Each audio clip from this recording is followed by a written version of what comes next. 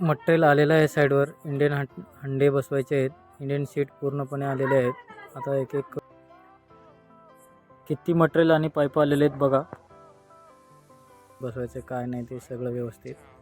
पहिल्यांदा first time म्हणजे बाथरूमचं pipe बाहेर जाण्यासाठी त्याला कोर कटरने होल करून घ्यावं लागतं. होल करून घेतल्यानंतर हे बघा कोर कटिंग चालू आहे. आणि बघा असे 2 होल पाडायला लागतात. एक बाथरूमचं पाणी जाण्यासाठी आंघोळीचं आणि एक संडासचं टॉयलेटचं. असं होल मारणं झाल्यानंतर पाईप टाकून त्याला वॉटरप्रूफिंग करावं लागतं, कारण की लीक होऊ नये पाणी उद्या लिकेज झाल्यानंतर म्हणून. साईडला सेंटर दोन्हीचं काढून बराबर ॲडजस्ट करून घ्यायला लागतं. त्याला ॲडजस्ट करून घेतल्यानंतर बराबर ते बसवून एक्झॅक्ट त्याला फिक्स करून घ्यावं लागते. हांड्यासाठी आपण 32 इंच सोडलं तर त्याचा अर्धा 16 सेंटरला बराबर ते मुडका बसायला पाहिजे. आमचे मेन मिस्त्री म्हणत होते 20-19चा तर फरक आहे. मी म्हणलं जाऊ द्या घालून टाका बरोबर येते.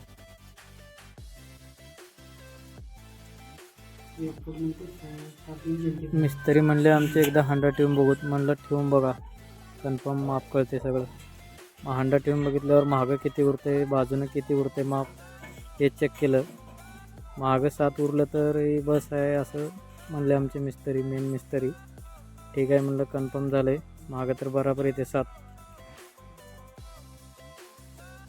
मग साईडने बी बघले किती उरते काय नाही. साईडनं बघितल्यानंतर म्हणले बराबर आहे. चला आता पुढच्या प्रोसिजरला लागूया. मग पुढची प्रोसिजर चालू झाली. हांडा उचलून बाजूला ठेवले. मग सिमेंट माल कालून घेतले. चांगलं सिमेंट माल घट्ट असं कालून घेऊन त्याच्यामध्ये असं भरून, कारण लिकेज होऊन वास मारू नये म्हणून त्याच्यात असं पूर्णपणे चांगलं भरून घेतले. व्यवस्थितरित्या सिमेंट भरून घ्यायचं, कारण लीक झाल्यानंतर पुन्हा वास मारता. वास मारला नाही पाहिजे म्हणून पूर्ण चांगलं असं खाल्ला मुरगा एकदा पूर्ण सेट झाल्यानंतर आता मग बांधकामाला लागलं. हंडा बसवायचं बांधकाम करून घ्यायचं थोडं. जेवढं हंड्याचं जास्त बांधकाम काही करायचं नाही. एवढे हंड्याला लागतं तेवढे 2 किंवा 3 विटाचे थरी चढवायचं. विटाची थरी चढवून झाल्यानंतर परत हंडा एकदा वर ठेवून बघायचं. विटाचे थरी घेतल्यामुळे बॅलन्स लेवल असतं. उद्या पाय दिले तर बी खालीवर होत नाही. फायनली बांधकाम झाल्यानंतर एकदा हंडा ठेवून चेक करायचं लेवल ट्यूबमध्ये आहे का नाही. माप सगळं व्यवस्थित झाल्यानंतर चेक करून घेतल्यानंतर सगळं खालीवर लेवल सगळं लेवल ट्यूब ठेवून बघायचं. ह्या साईडने माप बरोबर आल्यानंतर ह्या साईडने पण लेवल आहे का बघायचं. लेवल आल्यानंतर लेवल बघा हे असं लेवल यायला पाहिजे. बराबर लेवल आणण्यासाठी खालीवर इकडं तिकडं माल चढवावा लागतो. आपला इंडियन हांडा पूर्णपणे सेट झालेला आहे.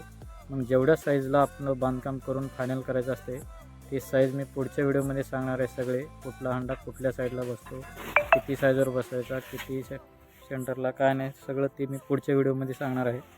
आता हा फक्त डेमोसाठी व्हिडिओ बनवलेला आहे. असं पूर्ण बांधकाम केल्यानंतर त्यावर आता हे कोबा चालू आहे. सगळा कोबा करून घ्यायचा असं व्यवस्थित. ह्याच्यावर टाईल्स येते. असं सगळं झाल्यानंतर हे अलीकडचं पण कोबा करून घ्यायचं आहे. नंतर त्यावर सिमेंट मारून असं पत्रीरंदा फिरून घ्यायचं एकदा. हे बघा पूर्णपणे फायनली झालेलं आहे काम. आता हे कसं वाटलं काय नाही व्हिडिओ सांगा एकदा. आणि पुढच्या व्हिडिओमध्ये कोर कटिंग कसं मारायचं हे मी पूर्ण स्टेप बाय स्टेप सांगणार आहे.